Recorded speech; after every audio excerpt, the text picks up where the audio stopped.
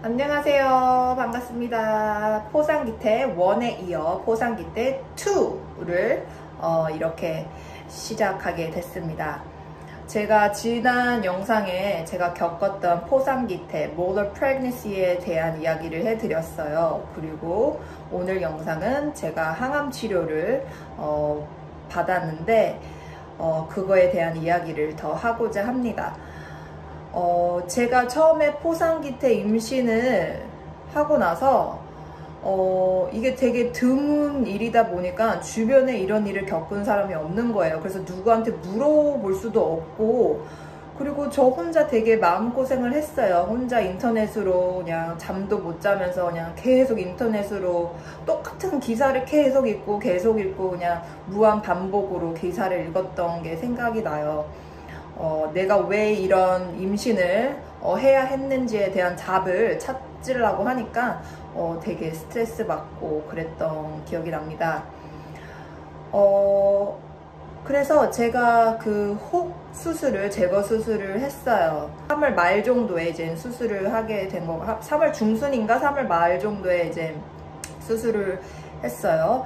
그러고 나서 이제 피 검사를 4번을 했는데 처음에는 호르몬 수치가 이렇게 잘 내려가더라고요. 근데 세 번째, 네 번째에서부터는 이게 내려가질 않고 이렇게 평지를 유지하고 있더라고요. 그래서 저희 담당 의사 선생님이 이 방법밖에 없다. 항암 치료를 받아야 될 것 같다. 수술은 잘 했는데 아무래도 그 세포가 몸속 깊이 들어간 것 같다 싶어가지고 저한테 항암 치료를 꼭 받으라고 하시더라고요. 작년에만 해도 이 항암 치료를 받으려면 하루 이틀 정도 입원을 해야 됐거든요. 근데 올 초에 법이 바뀌어서 그냥 응급실에 가면은 이제 항암 치료를 받을 수 있다고 하시더라고요. 그래서 제가 응급실을 가게 되었어요. 일단 제가 받은 항암 치료는 항암 치료 중에서도 좀 제일 약한 걸로 알고 있어요. 그러니까 굳이 입원을 안 해도 되는 거겠죠. 이게 MTX라고 하는데요. 처음에 항암 치료를 받아야 된다고 했을 때 전 또 너무 놀랬죠. 혹을 제거 수술까지 했는데 굳이 내가 왜 또 항암 치료를 받아야 돼? 왜 내 팔자는 항상 왜 내 팔자는 항상 이래? 하면서 되게 제 자신을 많이 탓했던 것 같아요. 근데 지금은 이제 다 지난 일이니까 이렇게 웃으면서 얘기할 수 있는데, 그때는 진짜 너무 스트레스 받고 너무 마음 고생을 많이 했어요.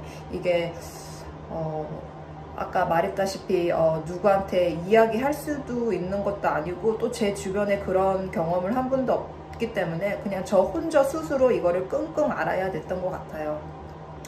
그래서 항암 치료를 받아야 된다고 했을 때 항암 치료? 듣기만 해도 이제 무서운 거죠. 그럼 이게 내 몸속에 세포가 있어서 이게 그러면 암으로 또 바뀌는 게 아닌지에 대한 두려움도 있고, 일단 항암 치료라고 하면은 이제 후유증에 대해서 생각을 안 해볼 수가 없어요. 이걸 받고 내 머리가 빠지는 게 아닐까. 나 벌써 내가 이 나이에 머리 빠지면 난 어떻게 생활을 하지? 이런 암 치료에 대한 후유증에 대해 제가 많이 걱정을 많이 했던 것 같아요. 근데 막상 맞으니까 생각보다 별거 아니었어요. 그래서 이제 5월 중순에 제가 항암 치료를 받게 되었습니다.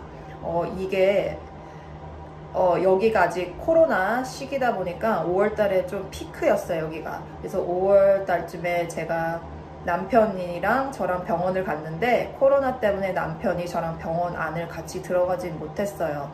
그래서 남편은 내가 항암 치료를 받아올 때 동안 이제 주차장에서 차에서 기다리라고 했죠. 아무래도 이제 러비에 있는 것보다는 덜 위험하니까. 그래서 이제 저 혼자 수소구 밟고 응급실에 들어갔죠. 근데 응급실에 가기 전에 이제 그 자동문이 쫙 열리잖아요. 제가 마스크를 쓰고 이 장갑도 끼고 나름 이제 무장을 한 거죠.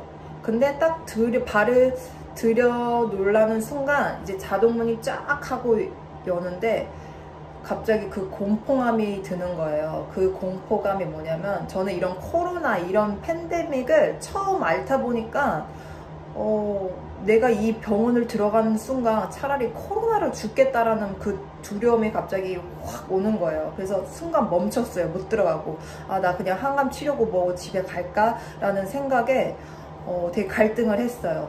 막 들어가려고 하는데 막 간호사는 막 마스크를 두세 겹씩 끼고 헬멧을 쓰고 플라스틱으로 얼굴을 완전히 봉제하고 무장을 한 거예요. 저는 저 나름대로 무장을 했다고 했는데 그 사람들은 진짜 머리부터 발끝까지 다 무장을 하고 있으니까 거기에 대한 그 공포가 있더라고요. 제가 거길 발을 들이는 순간 나도 코로나 걸리겠다는 그런 두려움에 되게 무서웠어요. 그리고 어떤 환자분은 막 그거 인공호흡이라고 그러나요? 그 에어탱크를 이렇게 마스크를 쓰고 있고 하니까 순간 너무 무서워서 그냥 나 집에 갈래 하고 그냥 그랬던 기억이 나요. 그래서 응급실에 가서 이제 수속을 하고 베드에 침대에 누워서 이제 멀뚱멀뚱 기다리고 있었죠. 그때 제가 이제 안경을 끼고 있어서 마스크를 쓰고 안경을 끼고 있으면은 왜 이렇게 입김이 차가지고 계속 뿌옇잖아요. 근데 마스크는 벗을 수가 없으니까 계속 안경을 뺐다 꼈다 뺐다 꼈다 막 이러면서 혼자 시간을 보내고 있었어요. 항암 치료는 금방 끝났어요. 총 합해서 6초? 7초? 그거밖에 안 걸려요. 간호사 두 분이 오시더니 이런 이만한 주사를 보여주고 이 노란 액체가 들어있더라고요. 그래서 그 간호사가 제 허벅지에 동시에, 그러니까 간호사 한 분이 하나씩 그 주사를 가지고 동시에 제 허벅지에 1, 2, 3 하고서는 찌 누고 1, 2, 3 하고서는 동시에 또 빼더라고요. 그래서 항암 치료는 그게 받은 게 끝이에요. 거기 가서 제가 그 주사를 맞기 위해 2~3시간을 기다렸는데 정작 그 맞는 과정은 한 6초, 7초 만에 끝난 거예요. 그리고 그 항암 치료를 맞고서는 딱히 큰 후유증은 없었던 것 같아요. 그냥 주사를 맞았을 때 그 액체가 제 몸에 퍼지는 그 느낌, 싸한 느낌이 있잖아요. 그리고 허벅지가 얼얼하더라고요. 아무래도 주사 바늘이 들어갔으니까 그런 것 같은데 이렇게 액체가 온몸에 빠지면서 이렇게 제 다리가 좀 제 다리가 아닌 느낌? 좀 이렇게 몸이 이렇게 좀 제 몸 같지가 않은 거예요. 이렇게 계속 막 욱신욱신거리고 얼싸하다 그러나 아무튼 그런 느낌이 있었고요. 그리고 맞고 난 후에 집에 들어왔는데 좀 속이 속이 되게 많이 조금 불편했어요. 많이 아니고 속이 조금 불편한 거 외에는 그렇게 큰 후유증은 없었던 것 같아요. 근데 항암 치료를 받고 나서 제 입안이 헐었어요. 제가 뭐 피곤해서 그 항암 치료 받기 전에 피곤해서 입안이 헐은 건지 아니면은 MTS를 맞아서 헐은 건지 모르지만 제 입안이 헐어가지고 좀 먹는 게 좀 불편했었던 건 있었어요. 그래서 저의 항암 치료는 이렇게 응급실에서 6초, 7초 만에 끝났어요. 그러고 나서 제가 해야 할 일은 피검사였죠. 피검사를 계속 검사하면서 호르몬 수치가 계속 떨어지는지 아니면은 계속 올라간다든지 아니면은 계속 안 떨어지고 유지를 하는지에 대한 그거를 봐야 하기 때문에 피검사를 일주일에 한 번씩 계속 가서 피를 뽑았어요. 근데 피가 이제 피검사를 해가지고 항암 치료를 받고 나서 이렇게 잘 떨어지더라고요. 그리고 4번째 피검사를 했을 때 많이 떨어져서 저희 선생님이 저한테 이제 한 달에 한 번만 피검사를 하면 될 거다 해가지고 한 달에 한 번 피검사를 그렇게 2번을 하게 된 거죠. 다행히도 제 호르몬이 0으로 이렇게 나와가지고 피 검사를 더는 안 해도 됐어요.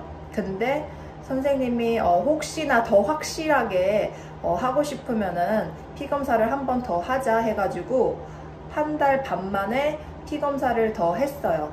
근데 그때도 이제 호르몬 수치가 빵으로 나와가지고 이제 완전히 치유된 걸로 된 거죠. 근데 저희 선생님이 신신당부하신 게 뭐냐면 임신을 절대 하면 안 된다고 하셨어요. 그러니까 제가 항암 치료를 받은 후부터 6, 7, 8, 9, 10, 11, 12 네. 항암 치료를 받은 후부터 최소한 6개월에서 어떤 분들은 뭐 1년까지도 임신을 권유하지 않더라고요. 임신을 절대 하면 안 된다 라고 하셔서 저는 이제 1월달까지는 이제 임신을 하면 안 돼요. 왜냐면 호르몬 수치가 0으로 나왔지만 이게 또 어떻게 해서 이게 재발할 수가 있대요. 이 세포가 안 죽고 그냥 잠복을 하다가 갑자기 어느 날 또 뭐 이렇게 다시 스멜 올라올 수도 있다고 하더라고요. 근데 그 상태에서 임신을 하게 되면 태아도 위험하고 산모도 위험하고, 만약에 그 혹이 특히 암으로 발전했을 때는 내 인생을 포기하느냐 아니면 아기 인생을 포기하느냐, 심한 시나리오는 그렇게 될 수도 있는 거예요. 그리고 아무래도 이게 진짜 아기인지 아니면 진짜 혹인지 이렇게 감별하기가 어렵다고 그렇게 얘기하신 것 같아요. 자궁에 혹이 있어도 호르몬 수치는 올라가요. 근데 임신을 해도 호르몬 수치가 올라가니까 임신 때문에 그런 건지 아니면 이게 혹 때문에, 이게 암 때문에 그런 건지 이게 분별하기가 이렇게 decide 하기가 되게 어렵다고 하신 것 같아요. 그래가지고 저한테 never 임신을 하면 안 된다고 하셨어요. 제가 1월 중순에 생리 예정이래요. 1월 중순에 생리 예정일이고, 제가 이제 둘째 계획이 있어서 1월달 생리를 끝나면 이제 2월달에 임신을 해도 돼서 이제 노력을 해보려고 해요. 그래서 저의 포상기태 molar pregnancy의 경험은 이러합니다. 참 처음에는 진짜 듣도 보지도 못한 무슨 이런 임신이 다 있나 해가지고 되게 멍찌고, 또 멍찌고 나니까 이게 현실로 느껴지는 거죠. 혼자 많이 끙끙 앓았어요. 제 남편한테도 내 팔자는 왜 이래 하면서 뭐 왈가불가 할 수도 없는 거고, 저 혼자 그냥 속으로 끙끙 앓고 최대한 많은 자료를 찾아보려고 했던 것 같아요. 지금은 다행히 제 항암 치료가 잘 되고 호르몬 수치가 이제 0으로 나와서 다행이기도 이제 2월 달부터 1월 달부터 임신을 해도 되는데 저는 그냥 더 확실하게 2월 달부터 하고 싶어서 1월 달을 지나기를 기다리고 있습니다. 포상기태라는 임신이 있습니다. 여러분한테 좀 알려드리고 싶었어요. 1000명에 1명꼴로 나타나는 케이스인데 그 중에 1명이 저였어요. 이게 제 주변에 아는 분들도 없고 겪으신 분도 없어서 많이 외롭고, 혹시나 다른 분들도 이걸 겪으시는 분이 있으시다면 혼자가 아니에요. 저도 이런 임신을 해봤어요. 그러니까 너무 속상해 하지 마시고, 만약에 항암 치료를 받게 되더라도 끝까지 잘 치료 하시는 데까지 끝까지 잘 받으시면 저처럼 이렇게 완치할 수 있습니다.